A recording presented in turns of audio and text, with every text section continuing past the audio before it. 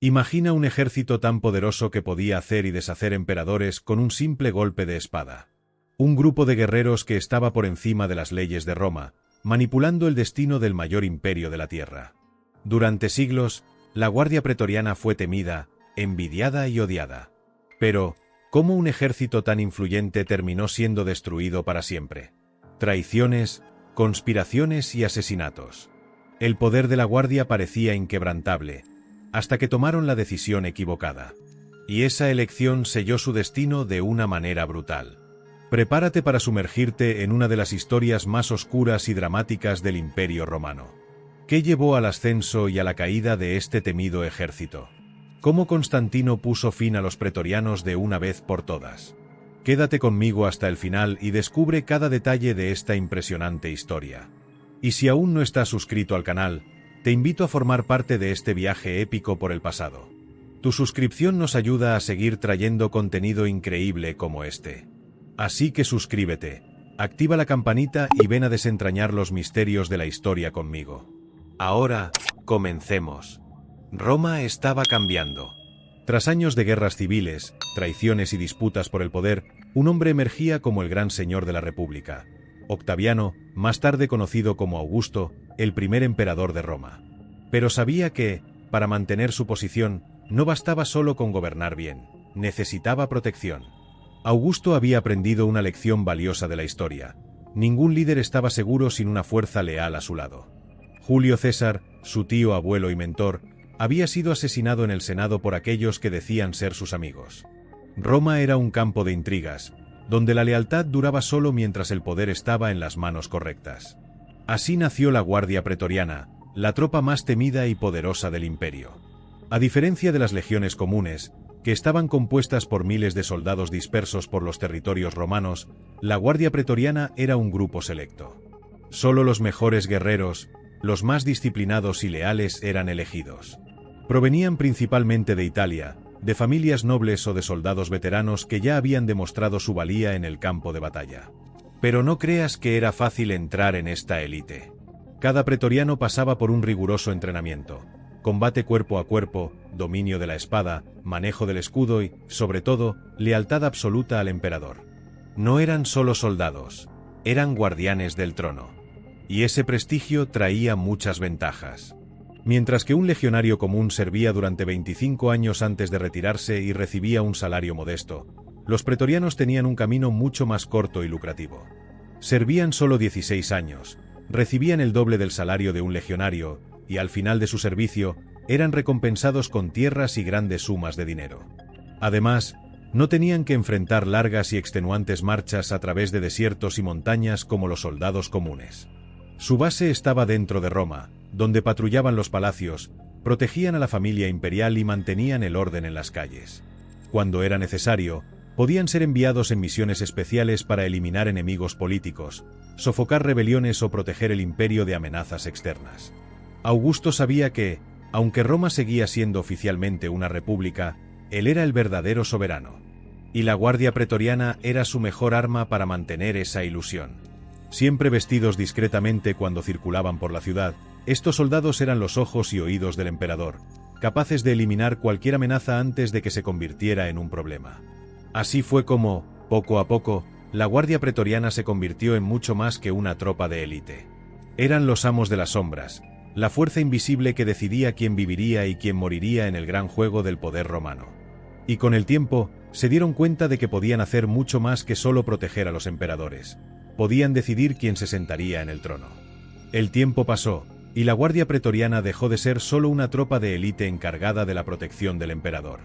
Poco a poco, entendieron que no eran solo soldados, eran piezas clave en el juego del poder romano. Ningún emperador podía gobernar sin su lealtad. Y, más aún, sin su temor.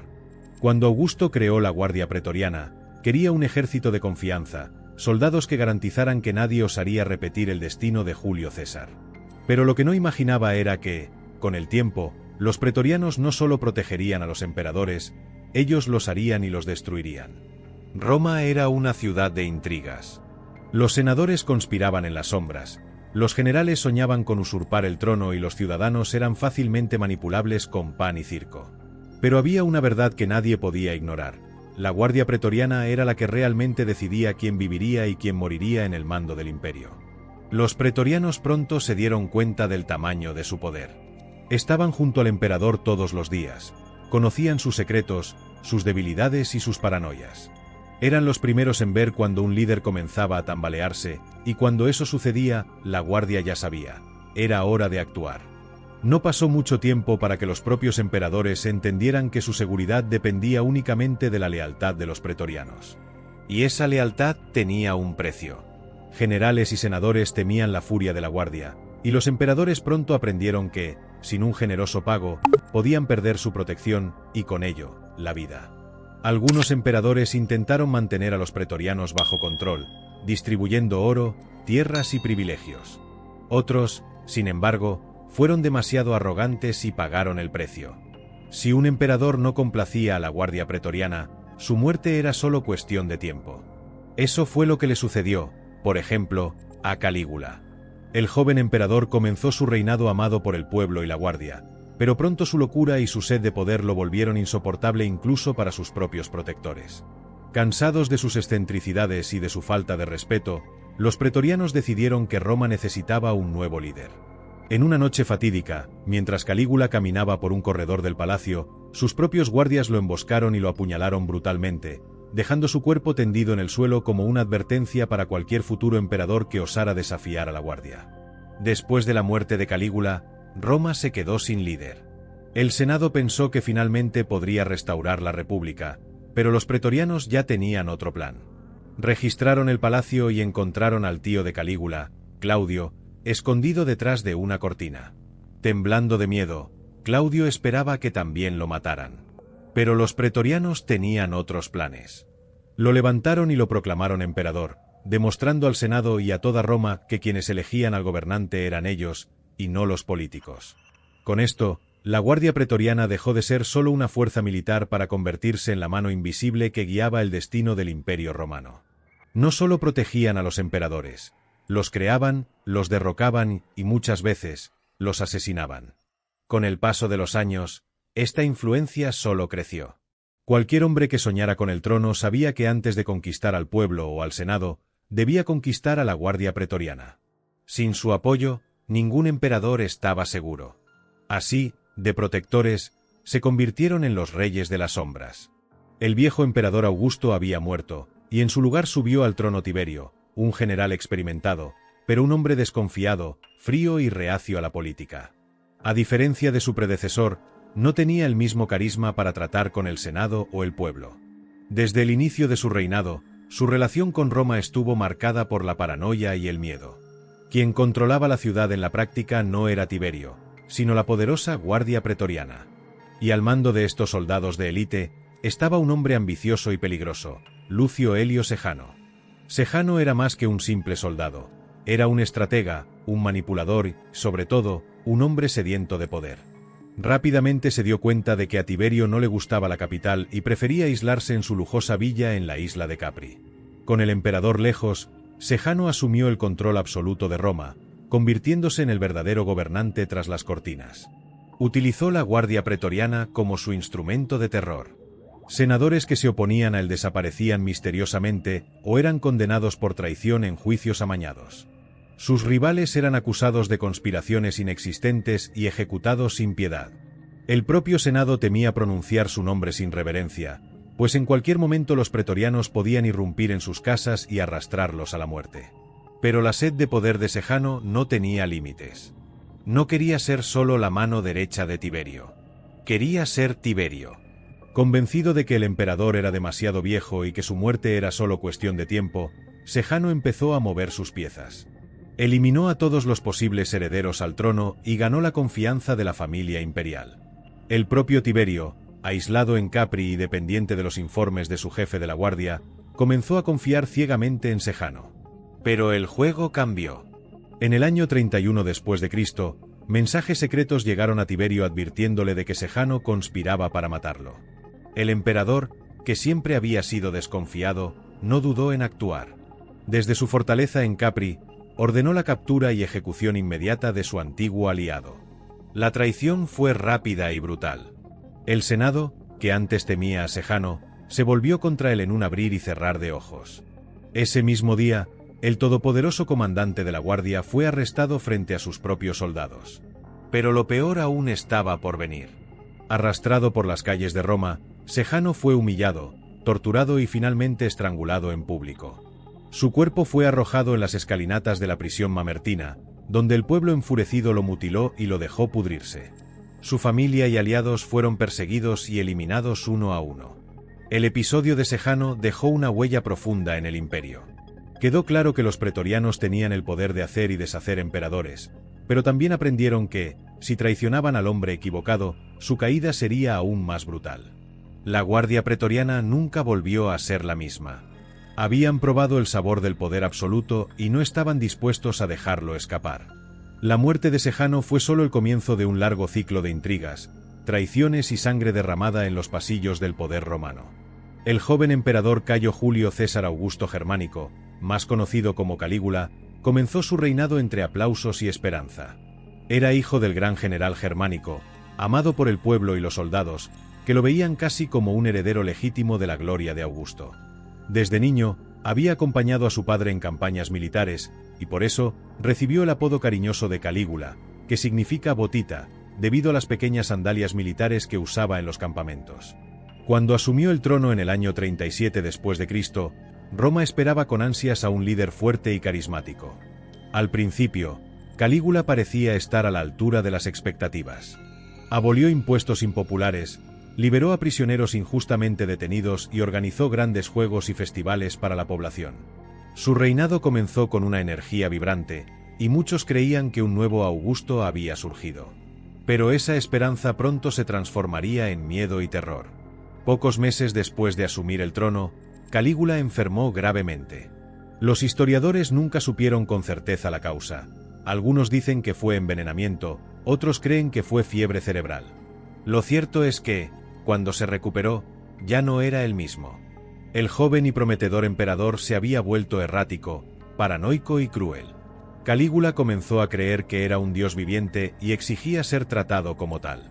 Mandó erigir estatuas suyas en los templos y llegó a ordenar que su imagen fuera colocada en el templo de Jerusalén, lo que casi provocó una revuelta entre los judíos. Despreciaba a los senadores, ridiculizaba a generales experimentados y se aseguraba de humillar a la élite romana. Se dice que llegó a nombrar a su caballo, Incitatus, como senador, un gesto que no solo era excentricidad, sino un insulto directo a la aristocracia romana. Con el tiempo, su sed de poder y sadismo se volvieron insoportables. Calígula promovía ejecuciones arbitrarias, muchas veces solo por diversión. Se bañaba en oro, derrochaba la fortuna de Roma en fiestas extravagantes y convirtió el palacio imperial en un verdadero circo de bizarrías. Los pretorianos, que al principio lo protegían, comenzaron a temerle. Veían de cerca su locura y sabían que, tarde o temprano, el emperador podría volverse contra ellos. La Guardia Pretoriana había sido creada para proteger al emperador, pero Calígula cruzó todos los límites. Insultaba a sus propios guardias, despreciaba a los senadores e incluso amenazaba a los comandantes militares. Entre los pretorianos, un hombre comenzó a destacar como el líder de los descontentos, Casio Querea. Querea era un tribuno experimentado y leal a Roma, pero Calígula lo convirtió en un blanco constante de humillaciones. El emperador se burlaba de su voz débil, lo llamaba cobarde, y en algunas ocasiones, lo obligaba a participar en rituales absurdos para satisfacer sus caprichos. Con cada insulto, con cada muestra de locura, el deseo de venganza crecía en el corazón del tribuno. En la mañana del 24 de enero del 41 después de Cristo, durante un festival en el Palacio Imperial, la conspiración alcanzó su punto máximo. Calígula caminaba por los pasillos del palacio cuando fue rodeado por los pretorianos. Casio Querea fue el primero en actuar, apuñalando al emperador con su daga. El joven tirano intentó gritar, pero fue rápidamente silenciado por una serie de golpes brutales. Los demás soldados se unieron, apuñalando a Calígula decenas de veces, hasta que su cuerpo cayó inerte sobre el suelo ensangrentado. La Guardia Pretoriana, que había sido creada para proteger a los emperadores, ahora había cometido un crimen sin precedentes: asesinar al mismo hombre al que debían defender. Pero para Querea y sus conspiradores, aquello no era un crimen, sino un acto de liberación. Roma debía ser salvada de la locura de Calígula, y ellos fueron los instrumentos de esa justicia implacable. El palacio entró en pánico. Los aliados de Calígula intentaron huir, mientras que su esposa e hija fueron brutalmente asesinadas para evitar cualquier heredero al trono. Los senadores celebraron, creyendo que finalmente podrían restaurar la república, pero subestimaron un factor crucial: la Guardia Pretoriana seguía teniendo el control. Mientras los conspiradores discutían el futuro de Roma, un grupo de pretorianos encontró a Claudio, el tío de Calígula, escondido detrás de una cortina, temblando de miedo. En lugar de matarlo, los soldados lo alzaron y lo proclamaron emperador. La Guardia Pretoriana, que acababa de derrocar a un tirano, ahora ponía a otro en el trono. Con esto, quedaba claro: quien gobernaba Roma no era el Senado ni el pueblo, sino la Guardia Pretoriana. Habían derribado a un dios y elevado a un nuevo líder. Roma nunca volvería a ser la misma. El asesinato de Calígula fue el primero de muchos cometidos por los pretorianos contra los mismos emperadores que debían proteger. Este evento marcó el inicio de una era de traiciones y conspiraciones dentro del Imperio Romano. Y la Guardia Pretoriana nunca más sería vista solo como protectora. Ahora era una fuerza política capaz de decidir el destino de Roma. El Palacio Imperial de Roma estaba sumido en el caos. El emperador Calígula, alguna vez adorado como el joven heredero de la dinastía, ahora yacía muerto en un charco de sangre, su cuerpo retorcido por las múltiples puñaladas de los pretorianos. Lo que comenzó como susurros en las sombras se convirtió en una tormenta irreversible. El imperio estaba sin líder. Los senadores corrieron para tomar el control, creyendo que, sin Calígula, finalmente podrían restaurar la república. Pero los pretorianos tenían otros planes. Sabían que, sin un emperador, su posición de élite estaría en peligro. No eran solo guardias, eran los verdaderos hacedores de reyes. Fue entonces cuando, al registrar los pasillos del palacio, un soldado corrió una cortina y encontró a un hombre tembloroso, arrodillado en el suelo, con los ojos desorbitados por el miedo. Era Claudio, el tío de Calígula. Ridiculizado por muchos a lo largo de su vida por su torpeza y su tartamudez, nadie nunca lo vio como una amenaza. Sobrevivió a la masacre precisamente porque nadie creía que tuviera la capacidad de gobernar. Pero los pretorianos vieron algo diferente en él. No por admiración, sino por oportunidad. Sabían que Claudio, a diferencia de Calígula, no los trataría con desprecio. Podrían moldearlo, controlarlo y, sobre todo, asegurarse de que fueran bien pagados y mantuvieran sus privilegios. Sin dar tiempo al Senado a reaccionar, la Guardia Pretoriana levantó a Claudio en hombros y lo proclamó emperador. El propio Claudio quedó atónito, sin entender cómo, de un momento a otro, había pasado de ser un hombre escondido a gobernante absoluto de Roma. Pero sabía que debía su corona a esos hombres de armadura negra. Y para garantizar su lealtad, no dudó, los recompensó con una generosa suma de dinero, consolidando el pacto entre él y su nueva fuerza de élite. El mensaje estaba claro para toda Roma: no era el Senado ni el pueblo quien elegía a los emperadores. Quien controlaba la Guardia Pretoriana, controlaba el destino del imperio.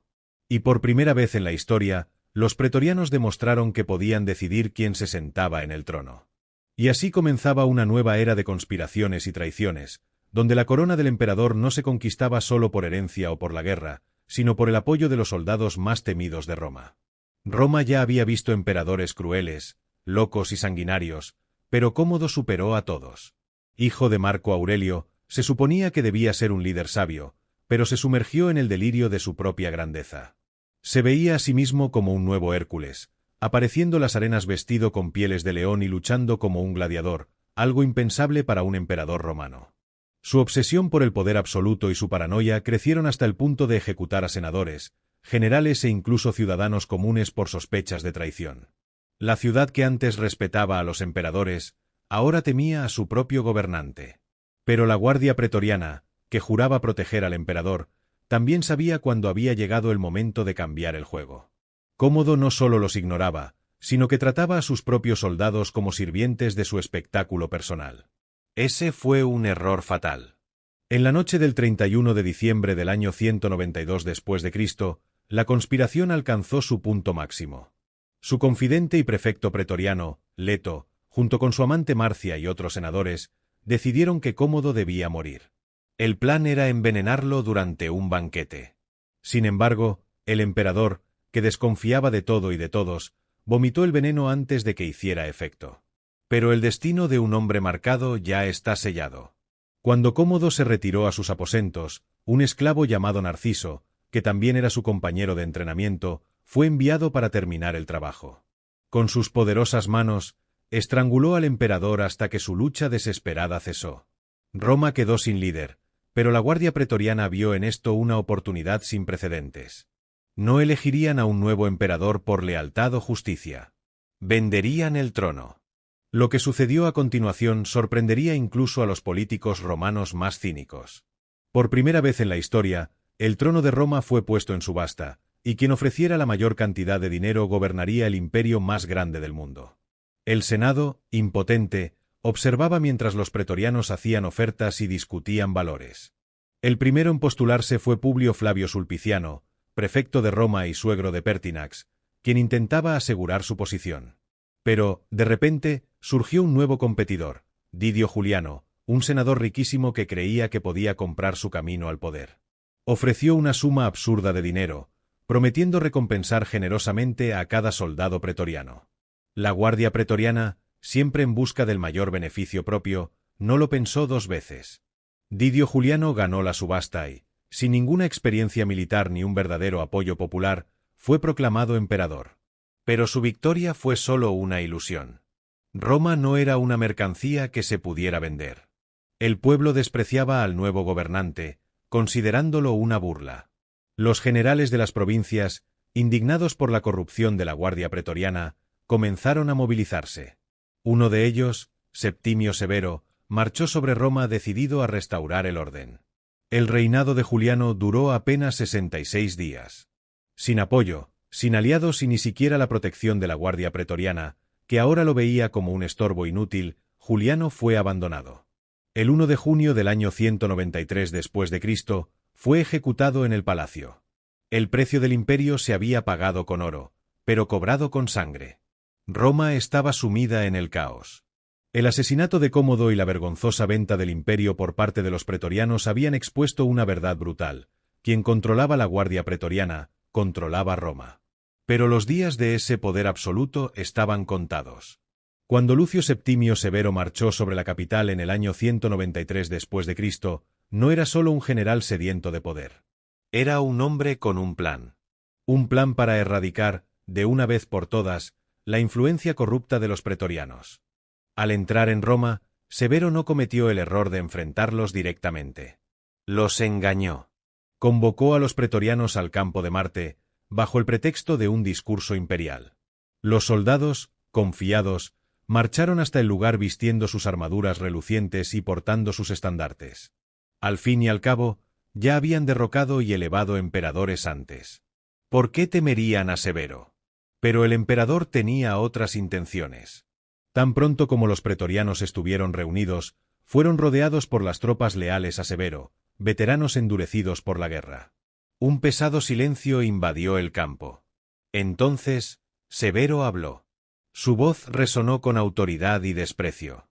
Ya no son dignos de proteger Roma. Suelten sus armas y abandonen sus vestiduras. La Guardia Pretoriana, tal como la conocen, ya no existe. Los pretorianos, tomados por sorpresa, no tuvieron elección. Bajo la amenaza de lanzas y espadas, se vieron obligados a despojarse de sus armaduras y túnicas blancas. Humillados, caminaron por las calles de Roma como simples hombres, bajo la mirada de un pueblo que antes los temía, pero que en ese momento los despreciaba.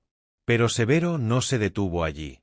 Sabía que los pretorianos eran como una hidra. Cortar una cabeza no bastaba, pues otra tomaría su lugar. Entonces, decretó que la nueva Guardia Pretoriana estaría formada por soldados provenientes de las provincias, hombres leales únicamente a él. No habría más espacio para la traición. La venganza de Severo fue rápida e implacable. Sin los antiguos pretorianos, Roma estaba finalmente en sus manos. Pero esa victoria traería consecuencias.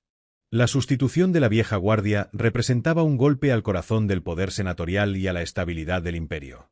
La sombra de la venganza aún se cernía sobre Roma. Severo ganó la guerra contra los pretorianos, pero el imperio jamás volvería a ser el mismo. El emperador Caracalla caminaba con confianza entre sus soldados, envuelto en la ilusión de su propia invencibilidad. Desde que asumió el trono, su brutalidad y paranoia habían crecido a niveles inimaginables. Era un emperador temido, pero también odiado. Aún así, creía que nada podía amenazarlo mientras estuviera bajo la protección de la Guardia Pretoriana. Poco sabía él que, ese día, su suerte estaba a punto de cambiar. Desde su juventud, Caracalla había mostrado signos de crueldad y desconfianza. Ordenó la ejecución de su propio hermano, Geta, para asegurarse de que no hubiera competencia por el trono. Su gobierno estuvo marcado por campañas militares interminables, impuestos elevados y un absoluto desprecio por el Senado y las élites romanas. Sin embargo, por encima de todo, se aseguraba de mantener bien pagada y leal a la Guardia Pretoriana, pues sabía que eran los verdaderos reyes en las sombras del Imperio Romano. En el año 217 después de Cristo, Caracalla estaba en campaña en Oriente, marchando hacia la ciudad de Carras. Era una mañana común, y como de costumbre, el emperador decidió alejarse del grupo principal para aliviarse al borde del camino. Sus soldados estaban cerca, vigilando, pero nadie esperaba lo que estaba por ocurrir. Entre los hombres que lo rodeaban estaba Julio Marcial, un oficial de la propia Guardia Pretoriana. Había jurado lealtad a Caracalla, pero, en el fondo, albergaba un odio ardiente hacia el emperador.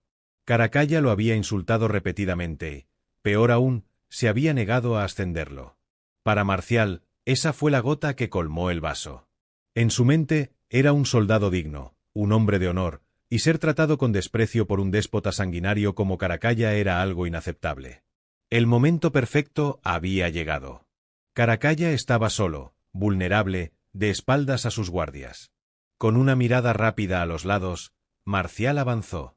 En un movimiento veloz y preciso, desenvainó su daga y hundió la hoja profundamente en la espalda del emperador. El golpe fue certero. La sangre brotó, y Caracalla dejó escapar un grito ahogado de sorpresa y dolor.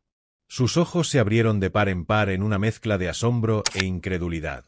El hombre que creía uno de sus fieles guardianes se había convertido en su verdugo. Caracalla intentó girarse, buscó su espada, pero ya era tarde. Marcial retiró la hoja y asestó otro golpe, asegurándose de que el emperador cayera sin vida sobre el suelo polvoriento. El otrora poderoso gobernante de Roma yacía ahora allí, en el camino, su cuerpo retorciéndose en los últimos espasmos de la muerte. Los demás soldados quedaron paralizados por un instante. Luego, una mezcla de horror y alivio los invadió. Caracalla era odiado por muchos, y su muerte, aunque brutal, no era del todo indeseada.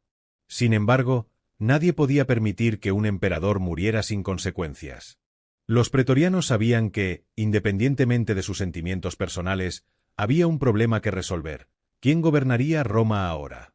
Y así, una vez más, la Guardia Pretoriana decidía el destino de un emperador. Con Caracalla muerto, el trono estaba vacío. ¿Quién pagaría más por el apoyo de los soldados?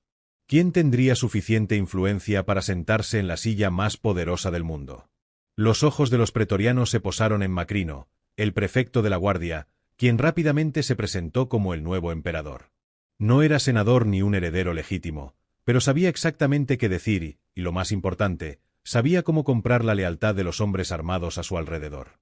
La Guardia Pretoriana, que tantas veces había cambiado el destino de Roma, acababa de escribir otro capítulo de traición y sangre en la historia del imperio. Pero su tiempo se estaba agotando. El mundo estaba cambiando, y pronto el propio destino de los pretorianos también estaría sellado. Durante siglos, la Guardia Pretoriana había sido el poder invisible detrás del trono, creando y destronando emperadores, decidiendo el destino de Roma con el filo de sus espadas y el peso de sus conspiraciones. Pero el mundo estaba cambiando. El imperio, antes invencible, enfrentaba crisis internas, invasiones bárbaras y disputas por el trono cada vez más feroces. La autoridad de los pretorianos, otrora absoluta, comenzó a desmoronarse. A finales del siglo III, Roma ya no era la misma. El imperio estaba fracturado, dividido entre generales ambiciosos y emperadores pasajeros. Entre ellos, dos nombres emergieron como los más poderosos: Magencio, un líder tiránico que controlaba Roma con mano de hierro, y Constantino, un comandante carismático que marchaba desde Occidente con sus legiones. La guerra era inevitable. Cuando la disputa por el trono alcanzó su punto máximo, los pretorianos tuvieron que tomar una decisión. Y, Por primera vez, eligieron el bando equivocado. En lugar de aliarse con Constantino, un líder en ascenso, permanecieron leales a Magencio, creyendo que garantizaría su supervivencia. Pero Magencio estaba condenado a la derrota. En el año 312 después de Cristo, ambos ejércitos se encontraron en las orillas del río Tíber, cerca del puente Milvio. El choque fue brutal. Las legiones de Constantino luchaban con determinación, y la batalla tomó un giro inesperado cuando, según los relatos, Constantino tuvo una visión celestial, una cruz brillante en el cielo acompañada de las palabras in hoc signo vinces, con este signo vencerás. Ordenó a sus soldados pintar este símbolo en sus escudos, y el combate se convirtió en una guerra santa. Magencio y sus pretorianos resistieron, pero el destino ya estaba escrito. Durante la caótica retirada, el puente colapsó, y el emperador cayó al río, ahogándose ante sus aterrorizados soldados. Con él, el poder de los pretorianos fue arrastrado por la corriente. Constantino entró en Roma como el nuevo gobernante absoluto. Sabía que, mientras la guardia pretoriana existiera, la inestabilidad continuaría. Así que decretó el fin definitivo de la institución. Los pretorianos que sobrevivieron fueron desmovilizados o ejecutados.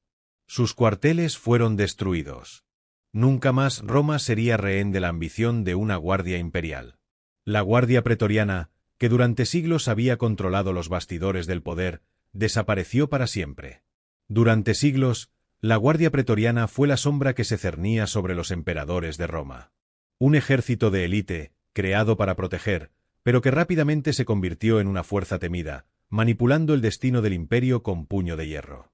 Habían coronado y asesinado emperadores, vendido el trono al mejor postor y sembrado el terror incluso dentro del palacio imperial.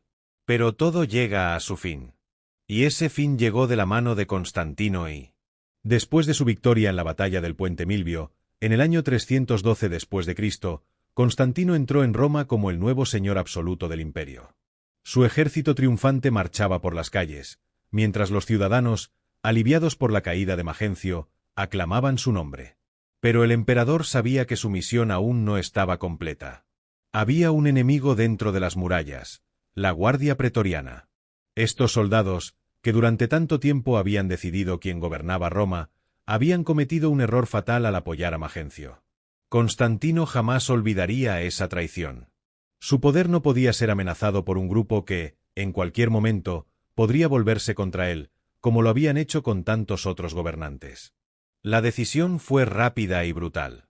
Constantino no solo ordenó la disolución definitiva de la Guardia Pretoriana, sino que también decretó la destrucción de sus cuarteles, el imponente Castra Praetoria, un símbolo del poder pretoriano dentro de la capital. Martillos y antorchas derribaron los muros que durante siglos habían protegido a los guardianes del trono. Los soldados pretorianos que sobrevivieron a la guerra fueron dispersados. Algunos fueron exiliados, otros reasentados en distintas partes del imperio, lejos de la capital. Pero muchos fueron ejecutados como un castigo ejemplar. El mensaje era claro: nunca más una tropa tendría el poder de desafiar al emperador. Y así, la Guardia Pretoriana desapareció para siempre. Un ejército que comenzó como una élite creada para proteger a los líderes de Roma, pero que con los siglos se corrompió por el poder, terminó su historia de manera trágica. Constantino reformó el ejército, creando nuevas fuerzas leales solo a él, sin dar oportunidad a que surgiera otra guardia pretoriana. Consolidó su gobierno y, años después, transformaría profundamente el imperio, llevando a Roma por un nuevo camino, ahora bajo el signo del cristianismo. Pero una cosa era segura: el imperio nunca más sería rehén de sus propios guardianes.